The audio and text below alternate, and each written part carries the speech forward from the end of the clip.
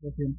Como lo dijo Verónica, efectivamente íbamos a tener un invitado de la ciudad de Caracas, el doctor Serpa Aponte, Serpa Aponte, extraordinario académico, abogado penalista, escritor, muy conocido en toda Venezuela, y bueno, vamos a dentro de poco a hacer contacto con él y pues, hablar con el doctor Serpa Aponte sobre la materia penal, sobre todo lo que quieren ustedes escuchar, amigos casi oyentes. Bueno, sí, vamos a renunciar, gracias.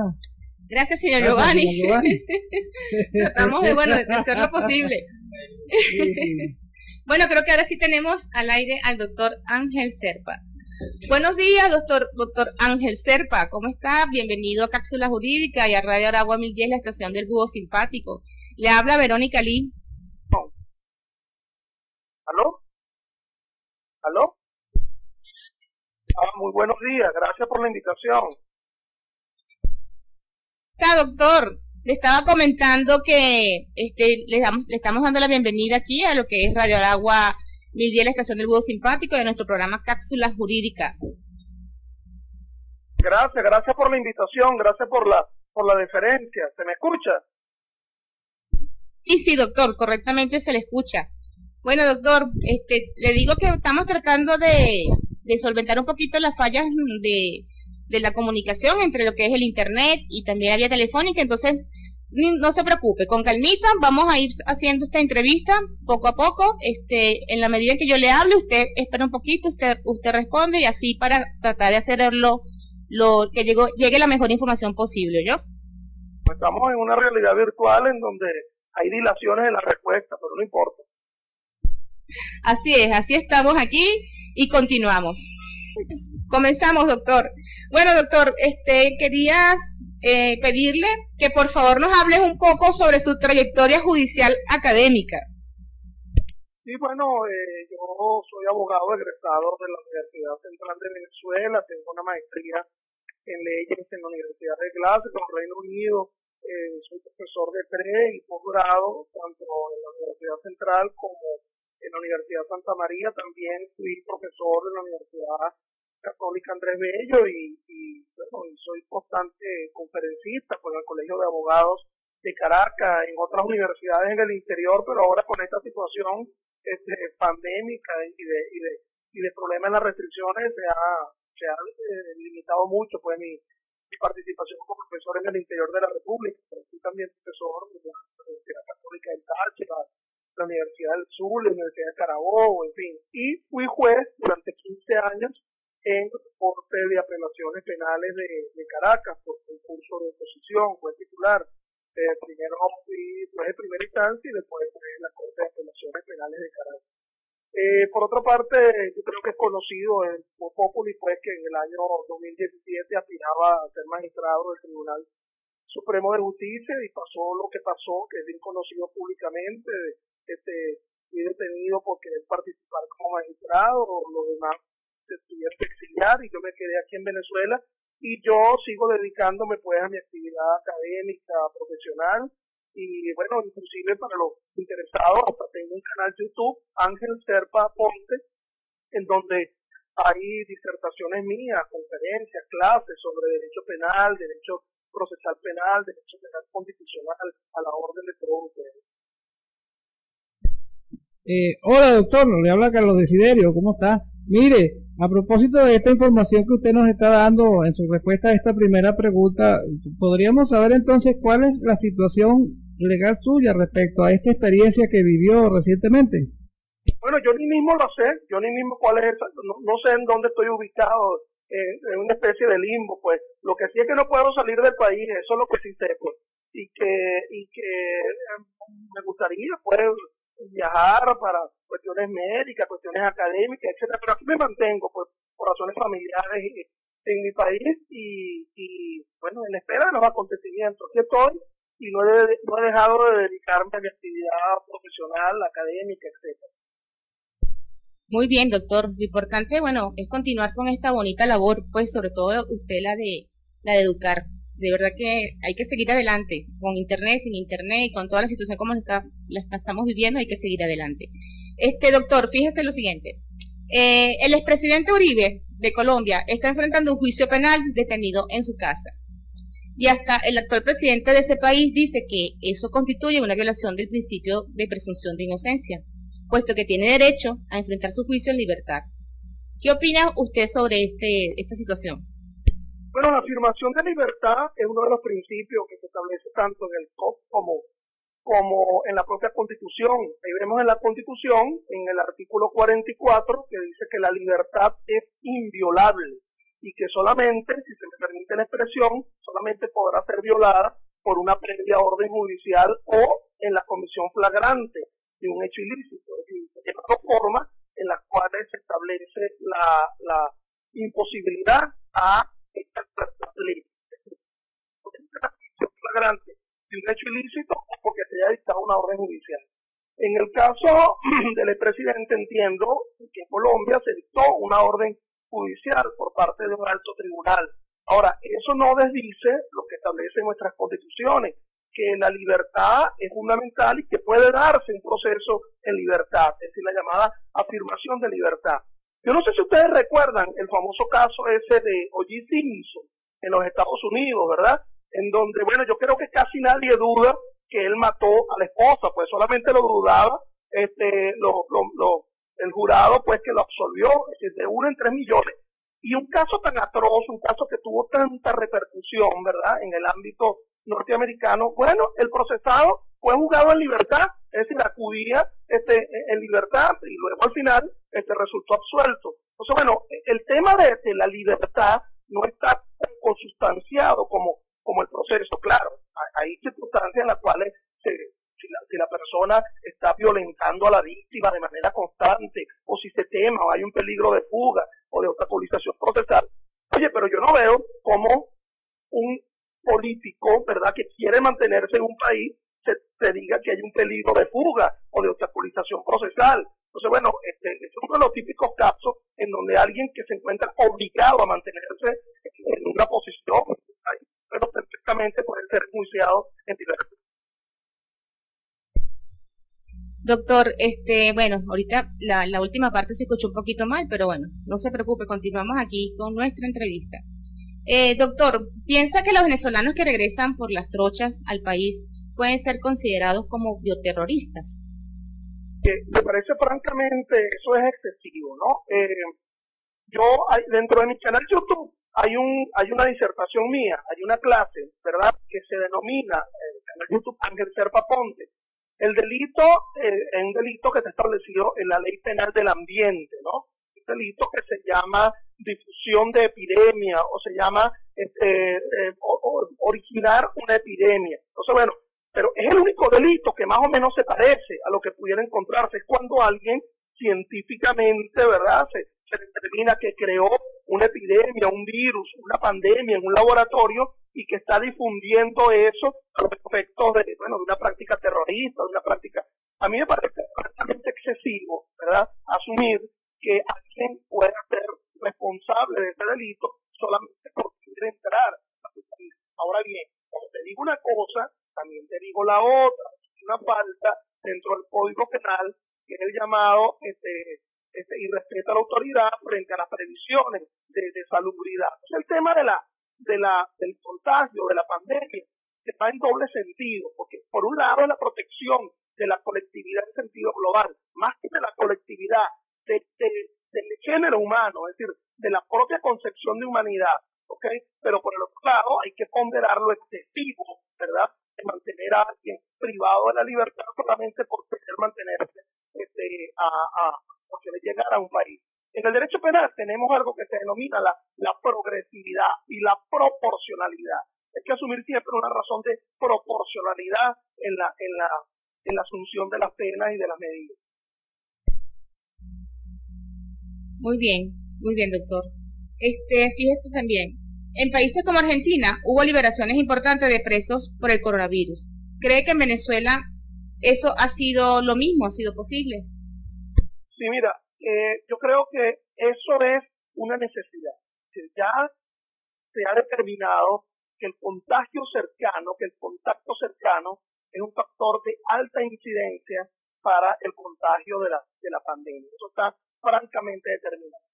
Y es esencial, pues, entender que alguien que se encuentra en la libertad en un contacto cercano, se tienda a la pandemia. Es decir, los códigos orgánicos, los códigos procesales penales, siempre hablan de la enfermedad, la existencia de la enfermedad, el concepto de enfermedad terminal, como una circunstancia que conduzca al dictado de medidas cautelares sustitutivas.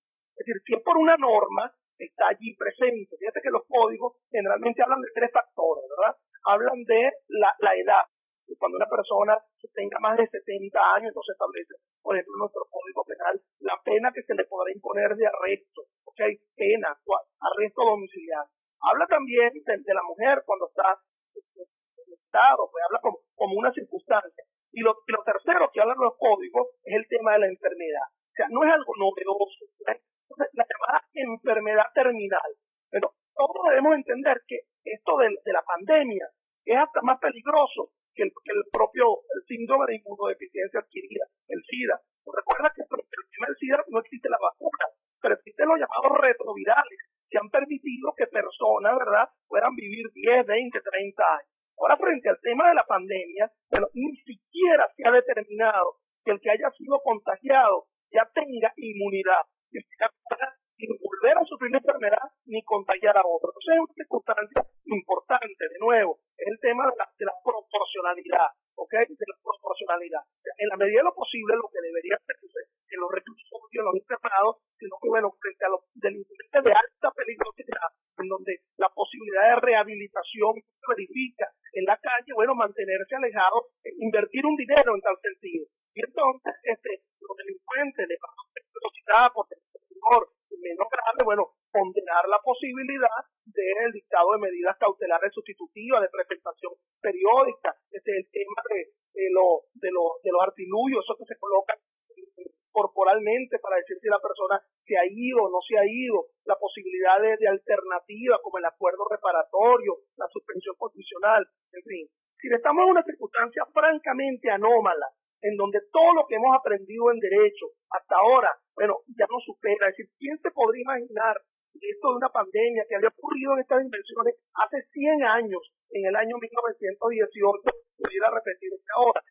Todos los dogmas, los conceptos, pues tienen que revisitarse. Hasta inclusive la cuestión penitenciaria tiene que volver a entenderse por una circunstancia de afectación a la colectividad en sentido global. Así es, doctor, así es. Ha sido una reflexión muy importante. Doctor, la sociedad civil, los partidos políticos, los abogados, todos nosotros hemos discutido en Cápsulas Jurídicas y programas anteriores. Y la solicitud que hizo el Ministerio Público al Tribunal Supremo de Justicia para que interpretara la ley contra la delincuencia organizada y otra parecida, para ver si se puede calificar a unos partidos políticos como organizaciones terroristas. Jurídicamente, ¿esto puede ser procedente? No, la propia Constitución establece el concepto de actividad política. Inclusive, fíjate que ya no es solamente, ya no se habla solamente de la simple participación, sino se habla de participación, representación, es decir, la asunción protagónica del sector político como una forma de mantenimiento de la democracia. Mal se podría hablar de democracia si no hay alternancia política. Y para que se dé una alternancia política, la alternabilidad en el ejercicio del poder se basa en la difusión de ideología, en la difusión de pareceres, en la difusión de criterios jurídicos. ¿Cuál es la mejor manera? No hablar de grupos de opinión, no hablar de la sociedad civil en sentido global, sino por la propia existencia de los partidos políticos. Si visualizamos las sociedades a nivel mundial, el primer mundo, el segundo mundo, es por la existencia de partidos políticos que se alternan en el poder. Ahora Trump la tiene un poquito puesta arriba, ¿verdad? Porque parece que los puntos le están subiendo al señor Biden, el partido demócrata. Entonces, esta alternancia republicano-demócrata en España, el Partido Popular versus el PSOE, en Colombia, liberales, conservadores. Eso es precisamente lo que ha hecho hablar de la consolidación de la democracia. Se han hecho estudios donde la consolidación, ¿verdad?, de una sociedad se basa fundamentalmente en la existencia de partidos políticos. Entonces, mal se podría decir que un partido finalidad pues, netamente terrorista, porque son dos finalidades prácticamente distintas. Que lo que establece la ley orgánica contra la delincuencia organizada y el financiamiento del terrorismo establece la realización concreta de actos, ¿verdad?, que conduzcan a una finalidad de aflicción colectiva, como sucedió con evidentes prácticas terroristas como las que ocurrieron en el año 2001 frente al Torre Gemela, lo que ocurrió con el metro de Atocha en Madrid, lo que ocurrió en París. Ello evidentemente no se evidencia a partir de una actividad política. Eso de asumir que actividad política tiene la misma relación con una actividad terrorista, más bien es negar la propia esencia de la democracia. Para responderte, yo no creo, francamente, que la asunción política, la actividad política de un partido es una actividad netamente terrorista, sino más bien el afianzamiento de una práctica democrática. Doctor, ¿cuál ha sido el impacto del informe Bachelet sobre la aplicación de la justicia penal en Venezuela? La Constitución del año 99 es una cita de plata en lo que asume el tema de las garantías constitucionales del proceso. Ese concepto de debido proceso, ¿verdad?, que establece el artículo 49. Entonces, el derecho a la defensa, en la presunción de inocencia, el derecho al juez natural, nadie podrá ser constreñido, ¿verdad?, declarar en causa propia, el principio de legalidad, la omisión. Bueno, ello, de verdad, de una forma tan sistemática, no estaba descrito en las constituciones anteriores. Entonces, ese concepto, ¿verdad?, de debido proceso, ¿verdad?, que se ve en el artículo 49 de la Constitución, bueno, parece que se ha olvidado por disfuncionalidades en los últimos años. Yo fíjate, pareciera que hay una justicia que es normal, que es para la delincuencia común, y hay una justicia, ¿verdad?, que pareciera que fuera anormal, que es para los delitos políticos. ¿Cómo es posible, por ejemplo, que se le impida a los llamados presos políticos, ¿verdad?, o los realmente presos políticos, porque así deben ser llamados, la defensa por parte de su propio defensor, sino que se le asigna un defensor público? Eso es el principio del llamado derecho a la defensa. La existencia de jueces que no son jueces naturales, como por ejemplo ser enunciados en el ámbito de la justicia militar, siento que alguien civil, pero eso violenta francamente el concepto de juez natural que se establece en la propia Constitución. Fíjate que ni siquiera con el relajamiento por una pandemia, lo que se llaman los estados de excepción, por una causa natural, como lo establece el 337, 338 de la Constitución, puede disminuirse el debido proceso. Pero es que ni siquiera es que lo diga la Constitución, sino que una ley, la ley orgánica de los estados de excepción, ¿verdad?, que aplicado bajo el gobierno de Chávez, que reitera que no puede violentarse el debido proceso, aún mediante los estados de excepción. Entonces, bueno, me parece que el informe lo que hace es poner en dimensión, oye, vale, tú tienes la noción de debido proceso en una Constitución y debe aplicarse frente a los que están afectados por causa política, ¿ok? Muy bien, doctor.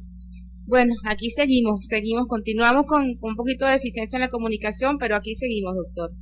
Doctor, luego del fracaso de las audiencias telemáticas penales, ¿piensa que un proceso civil virtual puede darse en Venezuela? Bueno, ese es un caso muy interesante. ¿Okay?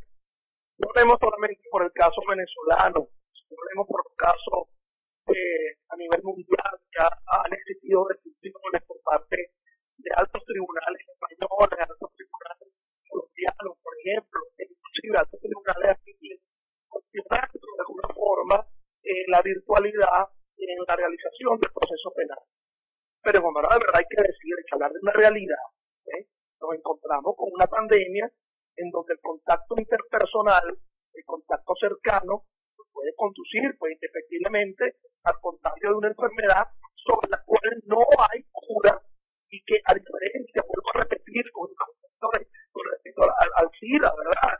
Bueno, en el SIDA están los retrovirales donde la gente puede seguir viviendo muchos años, pero aquí, bueno, el que se contagie, ¿verdad?, puede tener la posibilidad de una muerte inminente. Entonces, bueno, pues, yo siempre decía, ante cercano, me decía, bueno, el tema del contagio del COVID, dime tú alguien que ahorita a nivel mundial haya muerto muéstrame un artista. Y entonces la gente me respondió, bueno, la verdad que no tengo cómo decirte, pero fíjate que ya estamos observando casos en el ámbito nacional, lamentablemente.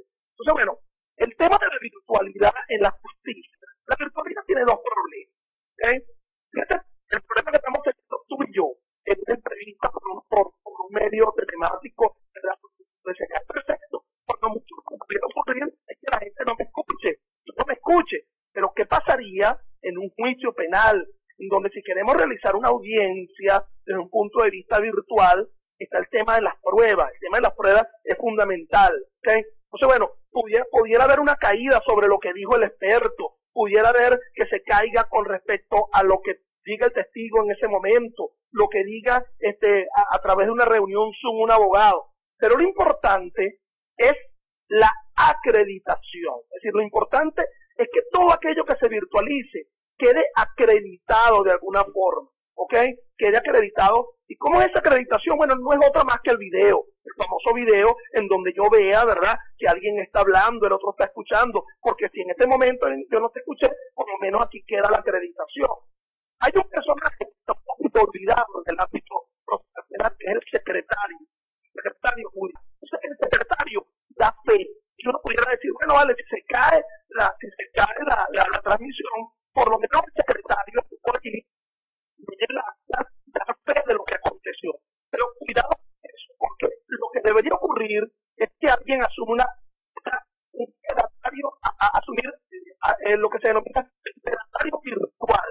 Esa virtualidad que se esté efectuando, que se efectiviza, ¿verdad?, en un momento determinado, un juez escucha de forma virtual a un testigo, de forma virtual, pueda ser acreditado, para que de alguna forma el método de impugnación de esa virtualidad no desaparezca a través de un medio virtualizado también. Sí. Doctor, hemos sabido por la prensa internacional que en algunos países como España, que fueron severamente castigados en proporciones catastróficas en comparación con Venezuela, ya las actividades presenciales en los tribunales con las medidas del caso se han reanudado. A nosotros nos preocupa mucho que tenemos muchos meses sin que los tribunales estén abiertos para nosotros trabajar y para que los justiciables obtengan justicia. ¿Qué opina usted sobre este prolongado cierre de los tribunales ordinarios en Venezuela?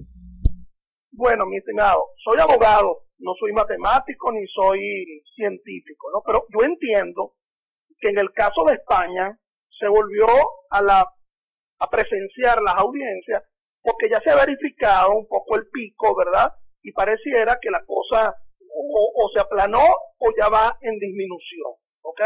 Entonces, por lo tanto, no solamente las actividades tribunalicias, sino hasta el cine. En España ya ahí de nuevo la gente está yendo al cine, claro, con las medidas de seguridad, 3 en una sola fila, uno atrás, otro adelante, en contacto. Yo creo que es terrible decirlo, pero yo creo que lo peor aún está por venir en el caso venezolano, en el ámbito de la pandemia, que todavía nos falta llegar a esos picos, ¿verdad? Y este descenso en yo sí creo que debe volverse, ¿verdad?, a presenciar una realidad de inmediación, ¿verdad?, en las audiencias, pero tomando las medidas extremas de seguridad, las medidas extremas de existencia de una taquilla única, el distanciamiento en el ámbito. Es decir, el hecho de la pandemia no dice, ¿verdad?, que haya que respetar la libertad, que haya que asumirse, por ejemplo, los casos que son importantes, que son prioritarios, y por lo tanto dictar medidas cautelares sustitutivas, es decir, asumir lo que se denomina la existencia de delitos menos graves o delitos graves. Y yo soy más bien que el dinero que debería invertir en telemática por ahorita debería invertirse más en seguridad, tapabocas, resguardo personal de las manos, etcétera, y volver a esas audiencias presenciales. Eso es una exigencia, es vital, es fundamental en el ámbito nacional. Un país no puede mantenerse sin un sistema judicial abierto, conflictos en el ámbito civil, en el ámbito penal, en el ámbito mercantil, pues no pueden resolverse de forma interpersonal, pues está el concepto de pretensión, es a través de un tribunal.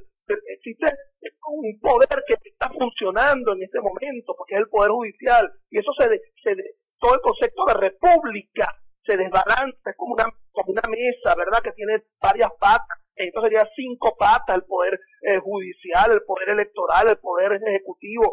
Bueno, está a cojitranca esa mesa. El concepto de república con una justicia paralizada no se puede entender. Hay que volver de nuevo. Yo creo que la oportunidad la pintan a la vuelta de la esquina. Yo creo que el reinicio de actividades judiciales luego de las vacaciones judiciales, pero en septiembre, implica necesariamente volver a una forma presencial de audiencia. Muy bien, doctor. Bueno, ya nos queda, es decir, que de sus palabras de despedida, estamos muy agradecidos de su paciencia, de estar con nosotros aquí en nuestro programa. De verdad que, bueno, dentro de todos los inconvenientes, lo hemos logrado. Entonces, muchísimas gracias, doctor, y estaremos en contacto. Así que le agradezco sus palabras de despedida y hasta otra oportunidad. Gracias a Cápsula Jurídica, gracias al Estado de Aragua, gracias a ustedes por esta invitación y a la orden para cualquier otra disertación sobre los temas que nos interesan, pues en el ámbito jurídico, en el ámbito global. Gracias y a la orden.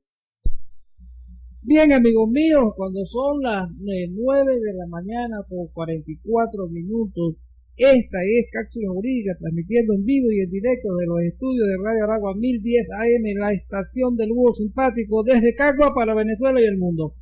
Amigos cápsuloyentes, este ha sido el doctor Ángel Zerpa Aponte. Ha dictado una verdadera cátedra de Derecho Penal y Constitucional, y escuchando hablar a hombres como el doctor Zerpa, es que podemos decirle que nos sentimos orgullosos de ser abogados, de que el razonamiento jurídico y la interpretación de la ley convence.